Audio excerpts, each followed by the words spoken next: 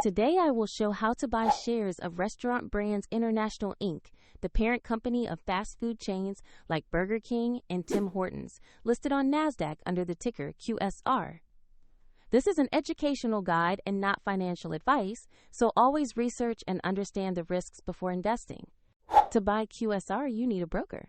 I will use eToro as an example to demonstrate the process.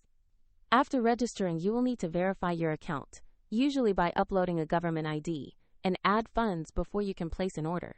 Use the platform search bar and type the ticker QSR to find Restaurant Brands International Inc. Then select the correct listing to open the stock page. On the stock page, check the basic company information and the price chart to confirm it is Restaurant Brands International Inc.